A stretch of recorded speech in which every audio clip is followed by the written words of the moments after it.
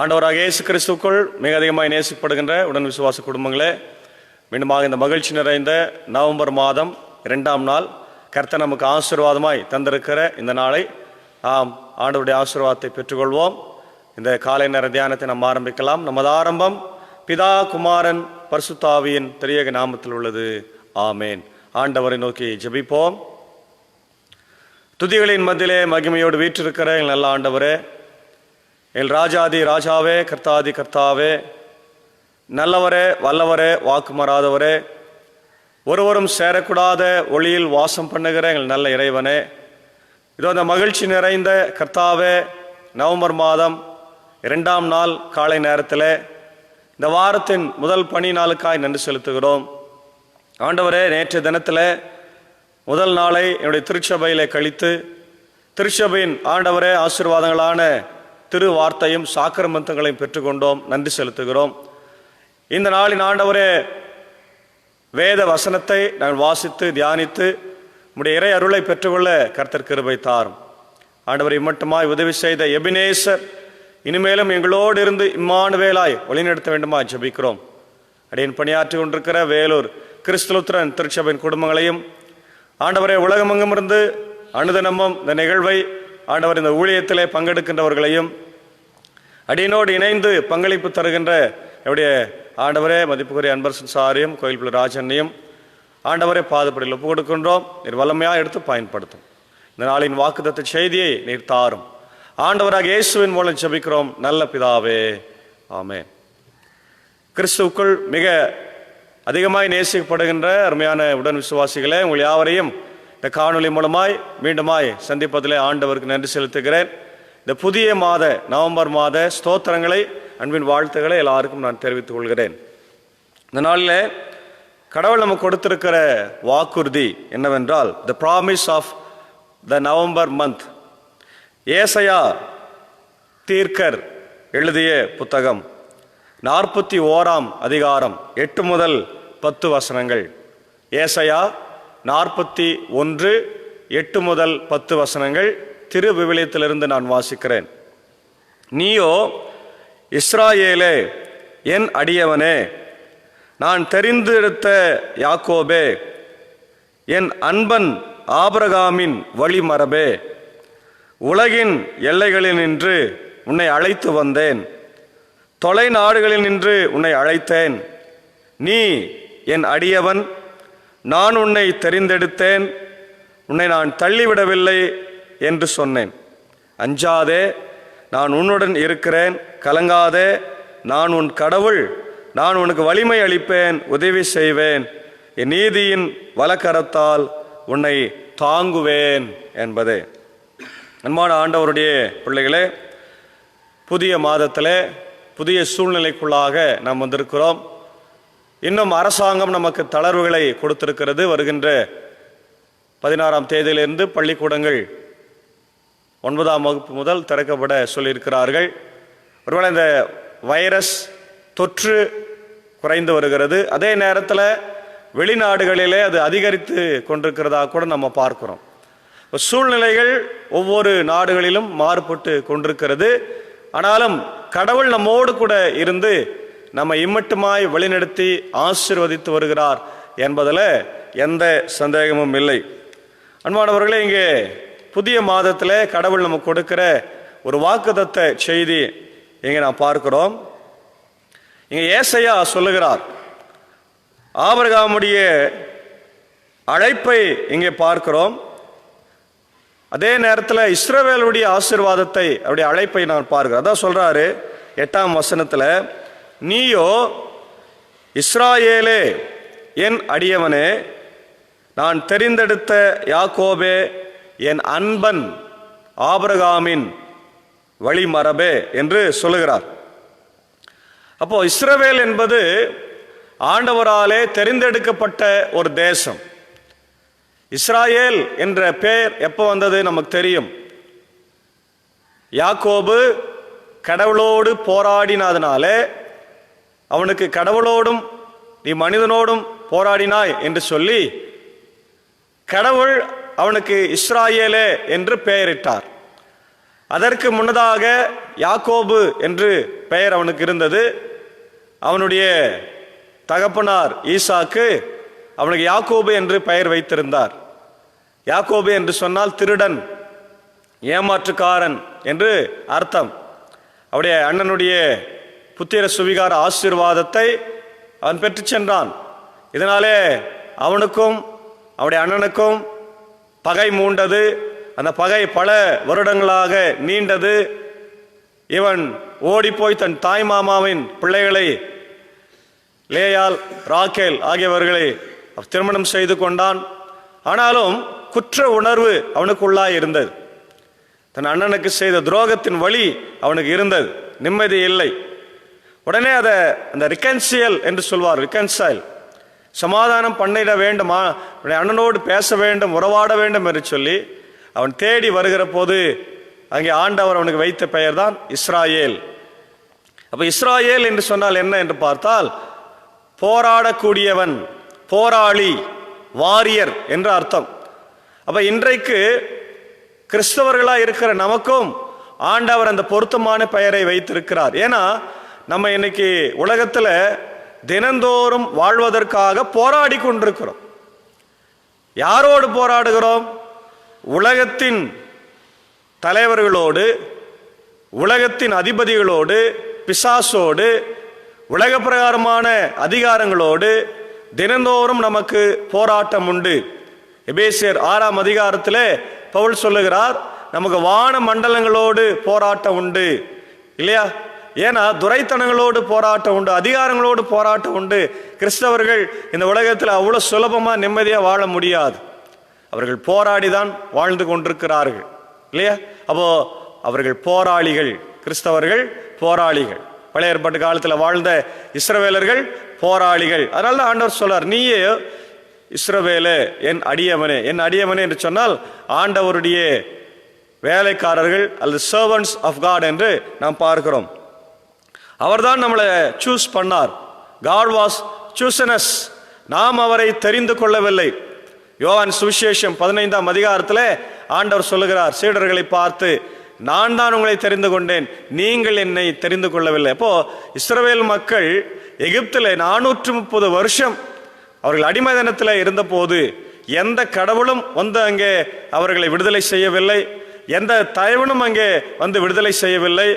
அவர்களுடைய கூக்குரலை கேட்டு கடவுள் மனம் இறங்கினார் என்று யாத்ராகமம் 3ஆம் அதிகாரம் 8ஆம் வசனத்தில் நான் பார்க்கிறோம். நான் இறங்கினேன் என்று அங்கே எழுதப்பட்டிருக்கிறது. அங்கே மோசேயை கடவுள் தெரிந்தெடுத்து போய் என் மக்களை போய் விடுதலை செய்து வா என்று சொல்லி அனுப்புகிறதை பார்க்கிறோம். ஆகவே பிரியமானவர்களே, நாம் அனைவரும் ஆண்டவருடைய தெரிந்தெடுப்புகள். we are chosen by God, not by us. நாம் கடவுளை தெரிந்து கொள்ளவில்லை, அவர்தான் நம்மை தேடி வருகிற இறைவனாய், நம்மை தேடி வந்து தெரிந்து கொண்ட இறைவனாய், நமக்காக பாடுபட்டு சிலுவையிலே மரித்து உயிர் திறந்த ஆண்டவராக இருக்கிறார் என்று சொன்னால் அது மிகையாகாது. மாத்திரமல்ல, அடுத்தது அவர் ஆபிரகாமை நினைவு கூறுகிறார். ஏன்னா ஆபிரகாம் ரொம்ப முக்கியமானவர். நோவாவுடைய காலத்துக்கு பின்பு ஆபிரகாமை ஆண்டவர் தன்னுடைய வழி மரபினராக தெரிந்து கொண்டார். வழி மரபினர் என்று சொன்னால் வாக்குதத்தம் செய்யப்பட்ட சந்ததி, பிராமிஸ் ஒன். ஆதியாகமம் 12ஆம் அதிகாரத்தில் நாம் ஆபிரகாமின் ஆசீர்வாதமான அழைப்பை பார்க்கிறோம். the call of Abraham. அவர் சொல்றாரு, நான் உன்னை ஆசீர்வதித்து பெரிய ஜாதியாக்குவேன், நீ கால் மிதிக்கிற தேசமெல்லாம் உனக்கு சொந்தமாகும், உன்னை ஆசீர்வதிக்கிறவர்களை ஆசீர்வதிப்பேன், உன்னை சபிக்கிறவர்களை சபிப்பேன். இல்லையா? எவ்வளவு பாதுகாப்பு பாருங்க. தொட்டதெல்லாம் தொடங்குது, தொட்டதெல்லாம் பொண்ணாகுது. போன இடத்துலலாம் அவனுக்கு வெற்றி வெற்றி வெற்றி, போன இடத்துலலாம் ஆசீர்வாதம் ஆசீர்வாதம் ஆசீர்வாதம், அவன் போற இடத்துலலாம் செழிப்பு. இல்லையா? அப்போ கடவுள் தெரிந்தெடுத்தால் நமக்கு எவ்வளோ ஆசீர்வாதம் கிடைக்கும் பிரியமானவர்களே. ஆமென். நீ எங்கேனாரு, அமெரிக்காவில் இரு, வளர்ந்த நாடுல இரு, வளராத நாடுல இரு, அல்லது தீவில் இரு, அல்லது பாலைவனத்தில் இரு, எங்கே இருந்தாலும் உன் வாழ்க்கை செழிப்பாகவும் ஆசீர்வாதம் இருக்கு. எப்போ கடவுளால் தெரிந்தெடுக்கப்பட்ட பிள்ளைகளுடைய வாழ்க்கை அது பெரிய ஆசீர்வாதமாக இருக்கும் என்பதில் சந்தேகம் இல்லை. அடுத்தது சொல்றாரு, அந்த அழைப்பினுடைய ஆழத்தை பாருங்க. 9வது வசனத்துல, உலகின் எல்லைகளில் இன்று உன்னை அழைத்து வந்தேன். நம்முடைய தரங்கம்பாடி மொழிபெயர்ப்புல, நான் உன்னை கடையாந்திரங்களிலிருந்து தெரிந்து கொண்டேன். கடையாந்திரன் சொன்னா எங்கேயோ ஒரு மூலையில் இருக்கிற, உன்னை யாருக்கும் தெரியாது. இன்னைக்கு நம்ம சென்னையில் வசிக்கிறவங்க கிராமங்களுக்கு வரும்போது, ஐயோ ஏன்னா இந்த கிராமம் ஒண்ணுமே தெரியலையே, இவ்வளோ உள்ள இருக்குதே, மூலையில் இருக்குதே அப்படின்னு சொல்லுகிறதை நாம் பார்க்கிறோம். அப்போ ஏதோ ஒரு மூலையில் இருக்கிற, கடையாந்தரங்களில் இருக்கிற ஒரு இடத்துல இருந்து கடவுள் ஆபிரகாமின் சந்ததியாகிய இஸ்ராயேலை அழைத்தார். தொலை நாடுகள் என்று உன்னை அழைத்தேன் இல்லையா? தூரமான இடத்துல இருந்து அழைக்கிறார். அழைத்து சொல்றாரு, நீ என் அடியவன், you are my servant of God. நான் உன்னை தெரிந்தெடுத்தேன், நான் உன்னை தள்ளிவிடவில்லை என்று ரொம்ப அழகான ஒரு வாக்குத்தத்தத்தை கொடுக்கிறார். பிரியமானவர்களே, இன்றைக்கு கடவுளால் தள்ளப்பட்டவர்கள் எவ்வளோ பெரிய துன்பத்தில் கஷ்டத்தில் இருக்கிறார்கள் என்பது நமக்கு தெரியும். கடவுளாலே அநேக மக்கள் வேதத்தில் தள்ளப்பட்டிருக்கிறதை பார்க்கிறோம். உதாரணம், முதல் குடும்பத்தில் ஆதாம் ஏவாள், காயின் ஆபேல்ல, காயின் கடவுளாலே நிராகரிக்கப்பட்டான், தள்ளப்பட்டான். அவருடைய வாழ்க்கை பாருங்க, ஆசீர்வாதமா இல்லை. சவுல் ராஜா கடவுளுக்கு விரோதமான காரியங்களை செய்தான். கடவுளுடைய பாச வலையிலிருந்து, அன்பிலிருந்து அவன் தள்ளப்பட்டான். அவன் வாழ்க்கை ஆசீர்வாதமா இல்லை. கடைசியில அவன் வேற்று மனிதனாலே இறந்து போனான் என்று பார்க்கும். இது மாதிரி நிறைய மக்களை நம்ம சொல்லலாம். கடவுளால் தள்ளப்படுகிற வாழ்க்கை அது ஆசீர்வாதமா இல்லை. ஒருவேளை இன்னைக்கு நம்ம அந்த மாதிரி கடவுளால நீ வேணாம் போ அப்படின்னு தள்ளி இருந்தான்னு சொன்னா இன்னைக்கு நாம் ஜீவனோடு இருக்கவே முடியாது. பிரியமானவர்களே, கடவுள் நமக்கு பெரிய ஆசீர்வாதத்தை இந்த நவம்பர் மாதத்தில் தந்திருக்கிறார். ஆகவே அவர் நம்மை தள்ளிவிடவில்லை, அவர் நம்மை கைவிடவில்லை. நீ இந்த உலகத்தில் ஏதோ மூளையில இருந்து முடங்கி கிடக்கிறாயா, கவலையில் இருக்கிறாயா, வியாதியில் இருக்கிறாயா, பலவீனத்தில் இருக்கிறாயா, கண்ணீரில் இருக்கிறாயா, படுக்கையில் இருக்கிறாயா, கடவுள் உன்னை தெரிந்தெடுத்திருக்கிறார். கடவுள் உன்னை வெறுத்து விடவில்லை, கடவுள் உன்னை தள்ளிவிடவில்லை, கடவுள் உன்னை ஆசீர்வதித்து தெரிந்தெடுத்திருக்கிறார். ஆகவே கவலைப்படாதீங்க. இந்த புதிய மாதம் நமக்கு ஒரு பெரிய ஆசீர்வாதத்தின் மாதமாக இருக்க போகிறது. கடைசியா 10வது வசனம் நம் அனைவருக்கும் தெரிந்த ஒரு வசனம். அஞ்சாதே, பயப்படாதே, நான் உன்னுடனே இருக்கிறேன், கலங்காதே, நான் உன் கடவுள், நான் உனக்கு வலிமை அளிப்பேன், நான் உனக்கு உதவி செய்வேன், என் நீதியின் வலக்கரத்தால் உன்னை தாங்குவேன். பயப்படாதே, கலங்காதே, திகையாதே, நான் உன்னோடு கூட இருக்கிறேன் என்று சொல்லுகிற ஒரு அழகான ஒரு வார்த்தை. பிரியமானவர்கள், இந்த பயப்படாதே அல்லது இந்த அஞ்சாதே என்கின்ற இந்த வார்த்தை திருமறையில் ஏறக்குறைய 364 முறை வருகிறது. அதாவது ஒரு வருடம் முழுவதுமே கடவுள் நம்மை பயப்படாத பயப்படாத பயப்படாத பயப்படாத சொல்லினே இருக்கிறார். ஒவ்வொரு நாளும் சொல்றார். இந்த உலக பிரகாரமான காரியங்களை குறித்து நாம் பயப்படுகிறோம். ஒருவேளை இன்னைக்கு 6-7 மாசமா கொரோனாவை குறித்து பயந்து கொண்டு இருந்தோம். இப்போ கொஞ்சம் பயம் தெளிவு பெற்று இருக்கிறது. ஆனாலும் சில செய்திகளை பார்க்கிற போது இன்னும் பயம் இருக்கிறது. அந்த கொரோனா வைரஸ் இன்னும் மியூட்டேஷன் ஆகி இன்னும் பவர்ஃபுல்லாக வருது அப்படி நேற்று ஒரு செய்தி பார்த்தபோது எனக்கே பயமா இருக்குது. அப்போ இது இன்னும் வலிமை பெறுகிறதா அல்லது இன்னும் மக்களை தாக்க போகிறதா, மக்களை கொன்று குவிக்க, ஏற்கனவே 1 கோடி மக்கள் மேலே இன்னைக்கு பாதிக்கப்பட்டிருக்கிறாங்க, பல லட்சம் மக்கள் இறந்து போயிருக்கிறான்னு சொல்லி. ஆனாலும் கடவுள் நம்ம மத்தியில் இருக்கிறார். பிரியமானவர்களே, நாம் பயப்பட வேண்டிய அவசியமே இல்லை. அதனால ஆண்டவர் சொல்றாரு, பயப்படாதே, அஞ்சாதே, நான் உன்னுடனே இருக்கிறேன், கலங்காதே, நான் உன் கடவுள், நான் உனக்கு உதவி செய்வேன். உதவி செய்கிற ஆண்டவர், ஹெல்பிங் காட், என் நீதியின் வலது கரத்தினால் தாங்க. பிரியமானவர்களே, ரைட் ஹேண்ட் இருக்கிறவங்களுக்கெல்லாம் நீங்க பார்த்தீங்கன்னா ரொம்ப பவர்ஃபுல் ஹேண்ட், ரைட் ஹேண்ட். அப்போ கடவுளுடைய கரம் எவ்வளோ பவரா இருக்கும் பாருங்க. அது நீதி செய்கிற கரம். ஆமென். அது வல்லமை நிறைந்த கரம். நமக்காக பிசாசையும் எதிராளிகளையும் எதிர்த்து போராடுகிற கரம். எல்லாவற்றுக்கும் மேலாக நம்மை ஆசீர்வதிக்கிற கரம், நமக்காக காயப்பட்ட கரம், நமக்காக கஷ்டங்களை துயரங்களை ஏற்றுக்கொண்ட கரம். ஆகவே அந்த வலது கரத்தினாலே நான் தாங்குவேன் என்று சொல்றார். தாங்குவேன், நீதியின் வலது கரத்தினால் நான் தாங்குவேன் என்று ஆண்டவர் சொல்கிறார். மத்தேயு 28:20 சொல்றார், யுக முடிவு பரியந்தம் சகல நாட்களில் உன்னோடு கூட இருக்கிறேன். உபாகமம் 31:6-8 சொல்றாரு, பயப்படாதே, நான் உன் தேவன், நான் உன்னோடு கூட இருக்கிறேன், உனக்கு நான் உதவி செய்வேன் என்று. ஏசாயா 43:2 சொல்றாரு, கடவுள் உன்னை ஆசீர்வதித்திருக்கிறார். அன்பானவர்களே, இங்கே கடவுள் சொல்லுகிற போது, God does not want us to be afraid. கடவுள் பயப்படும்படியாக நம்மளை அவர் தெரிந்தெடுக்கவில்லை, அழைக்கவில்லை. God is always with us. இதான் சொல்றார். We should not allow ourselves to be distressed. நாம் நம்மை நாமே நம்பிக்கை அற்றவர்களாக போகவிடக்கூடாது. Bad times will come, but the Lord is ready to help us. கெட்ட சூழ்நிலைகள், கெட்ட காரியங்கள் நம்ம வாழ்க்கையில நடைபெறுவதற்கான வாய்ப்புகள் அதிகம். ஆனாலும் கடவுள் நம்மளை கைவிடுவதில்லை. அவர் இம்மானுவேலாய் நம்மோடு கூட இருக்கும்படியா இறங்கி வந்தவர். நமக்காக இந்த உலகத்தில் பாடுபட்டு மரித்து உயிர்த்தெழுந்து இன்றைக்கு நம்மோடு கூட வாழ்ந்து கொண்டிருக்கிற இறைவன். ஆகவே பிரியமானவர்களே, இந்த புதிய நாளின் துவக்கத்தை, இந்த புதிய வாரத்தின் துவக்கத்தை, புதிய மாதத்தின் துவக்கத்தை கர்த்தர் ஆசீர்வதிப்பார். இந்த காணொலி மூலமாய் தினந்தோறும் பார்த்தும் கேட்டுக்கொண்டிருக்கிற மக்களே, வேலூர் கிறிஸ்துவ திருச்சபையின் மக்களே, கர்த்தர் உங்கள் யாவரையும் விசேஷமாய் இந்த வாக்குத்தத்த வசனத்தினாலே, அஞ்சாதே நான் உன்னுடனே இருக்கிறேன் என்று சொல்லுகிற வசனத்தின்படி கர்த்தர் உங்களை ஆசீர்வதித்து காப்பாராக. ஆமென். எல்லா புத்திக்கும் மேலான தெய்வீக சமாதானம் உங்கள் இருதயத்தின் சிந்தனைகளை ஆண்டவராக இயேசு கிறிஸ்துவுக்குள் காத்துக்கொள்வதாக. ஆமென். ஜெபம் செய்வோம். மகா இரக்கமும் கிருபையும் நிறைந்த நல்ல ஆண்டவரே, இந்த மகிழ்ச்சியும் ஆசீர்வாதமும் நிறைந்த நவம்பர் மாதம் 2ஆம் நாள் காலை வேளையிலே உம்மை நோக்கி பார்க்கிறோம். ஆண்டவர், இந்த நாள் வரலாற்றில் ஒரு சிறப்பு மிக்க நாள். நேற்று தினத்தில் ஆல் செயின்ஸ் டே, ஆல் சோல்ஸ் டே இன்றைக்கு ராஜா. என்னுடைய முன்னோர்களை நினைவு கூறுகிற ஒரு தினம். குறிப்பாக எபிரேயர் 13:7 வாசிக்கிறோம், வேத வசனத்தை போதித்து எங்களை நீதியின் பாதையிலே நடத்தினவர்களை நினைவு கூறுங்கள் என்று சொல்லியிருக்கிறது.